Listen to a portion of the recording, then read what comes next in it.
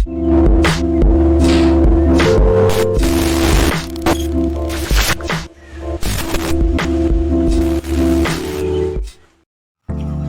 nama saya Elvilita Barubarus, NIM 1191600002 dari Prodi Matematika. Perkenalkan, nama saya Aldi Fatahil Hassani dengan NIM 120410083 dari Prodi Sains Aktuaria. Perkenalkan, nama saya Erika Priani dengan NIM 119160014 dari Prodi Matematika. Perkenalkan, nama saya Dika Lorenza Berupranginangin, NIM 119160017 dari Prodi Matematika. Pada tahun 2008, krisis moneter terjadi di beberapa negara di dunia, termasuk negara Indonesia. Pemicu utama terjadinya krisis ekonomi ini adalah kebangkrutan Lehman Brothers yang merupakan salah satu perusahaan investasi yang terbesar keempat di Amerika. Siapa yang menyangka tembok kapitalis dunia akan runtuh? Rakyat Amerika yang hidup dalam konsumerisme di luar batas kemampuan pendapatan yang diterimanya, mereka yang hidup dalam hutang, belanja dengan kartu kredit tersebut bangkrut karena kehilangan likuiditasnya. Karena piutang perusahaan kepada para kreditor, perumahan telah digadaikan kepada lembaga pemberi pinjaman. Pada akhirnya, perusahaan tersebut harus bangkrut karena tidak dapat membayar seluruh hutang-hutangnya yang mengalami jatuh tempo pada saat yang bersamaan. Runtuhnya perusahaan-perusahaan finansial tersebut mengakibatkan bursa saham Wall Street menjadi tak berdaya. Perusahaan-perusahaan besar tak sanggup bertahan seperti Lehman Brothers dan Goldman Sachs. Dikarenakan hal ini, maka negara-negara berkembang dan emerging market, situasi ini dapat merusak fundamental perekonomian dan memicu krisis ekonomi. Indonesia merupakan negara yang sangat bergantung dengan aliran dana dari investor asing.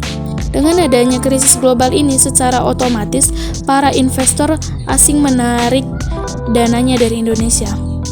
Hal ini yang berakibat jatuhnya nilai mata uang kita. Fundamental ekonomi di Indonesia cukup kuat menghadapi efek krisis keuangan global. Pertumbuhan ekonomi Indonesia meningkat dari 5,5% di tahun 2006 menjadi 6,3% pada tahun 2008. Angka tersebut merupakan angka tertinggi sejak krisis tahun 1998.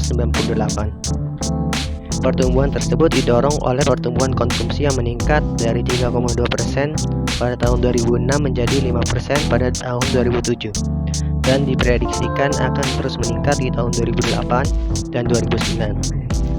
Demikian juga pembentukan modal tetap bruto yang meningkat tajam dari 2,5% di tahun 2006 menjadi 9,2% pada tahun 2008. Sektor ekonomi domestik ini tetap kuat di tengah perlambatan perekonomian global. Indikator lain tampak dari terkendalinya nilai tukar rupiah terhadap dolar Amerika, laju inflasi yang relatif terkendali, menurunnya suku bunga, dan penerimaan dalam negeri pajak terus meningkat. Inflasi Indonesia YoY sekitar 12,14% pada September 2008 yang lebih disebabkan oleh faktor seasonality yaitu bulan puasa dan lebaran, di samping karena imported inflation. Sedangkan inflasi tertinggi dialami oleh negara Vietnam sekitar 27,90% dan diikuti oleh Myanmar sekitar 21,40%. Ke depan inflasi Indonesia akan terjaga di mana seiring dengan menurunnya goncangan ekonomi domestik dan fundamental ekonomi Indonesia semakin kuat.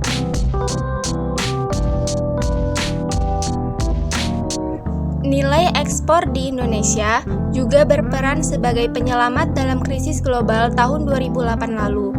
Kecilnya proporsi ekspor terhadap produk domestik bruto cukup menjadi penyelamat dalam menghadapi krisis finansial di tahun 2008 lalu. Di regional Asia sendiri, Indonesia merupakan negara yang mengalami dampak negatif paling ringan dari krisis tersebut dibandingkan negara lain. Beberapa pihak mengatakan bahwa selamatnya Indonesia dari gempuran krisis finansial yang berasal dari Amerika itu adalah berkat minimnya proporsi ekspor terhadap produk domestik bruto. Negara-negara yang memiliki rasio ekspor dengan produk domestik bruto yang tinggi mengalami pertumbuhan ekonomi yang negatif, seperti Singapura yang rasio ekspornya mencapai 200% dan Malaysia mencapai 100%. Sedangkan Indonesia sendiri terselamatkan dengan hanya memiliki rasio ekspor sebesar 29%. Pada krisis ekonomi ini, Amerika Serikat mengalami resesi serius, sehingga menyebabkan pertumbuhan ekonomi yang menggerus daya beli masyarakat Amerika, sehingga menyebabkan penurunan permintaan impor dari Indonesia. Nilai tukar rupiah bergerak relatif stabil sampai pertengahan 2008. Hal ini disebabkan oleh kinerja transaksi yang masih berjalan dengan mencatat surplus, serta kebijakan makroekonomi yang berhati-hati.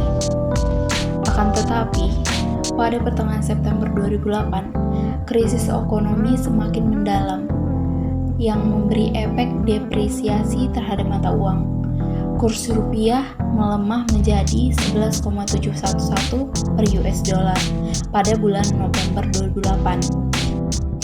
Efek depresiasi rupiah ini secara teoritis memang menguntungkan karena harga produk dalam negeri akan lebih murah dibandingkan harga produk yang diimpor dari negara lain. Di pasar negara tujuan ekspor Indonesia juga akan begitu, sehingga ekspor Indonesia akan meningkat. Akan tetapi, pada krisis ekonomi 2008 ini juga terjadi di negara lain, sama seperti Indonesia yang mengalami depresiasi.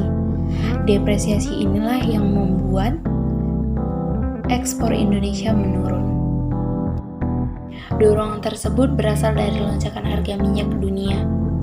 Tekanan inflasi makin tinggi dikarenakan harga komoditi global yang tinggi.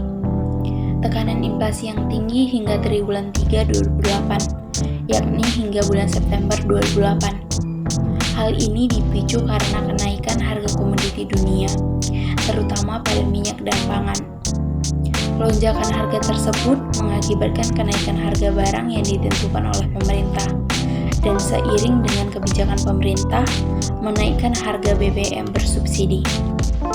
Di Indonesia, terdapat kebijakan-kebijakan yang difokuskan saat krisis ekonomi terjadi.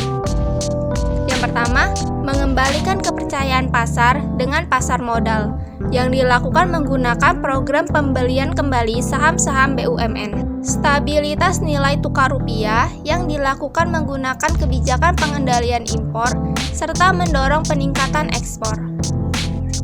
Hingga menjaga daya beli masyarakat yang dilakukan melalui instrumen kebijakan untuk masyarakat miskin, seperti pembelian beras murah, program bantuan langsung tunai atau BLT, mempertahankan subsidi listrik dan BBM, konversi penggunaan minyak tanah menggunakan gas dengan subsidi gas.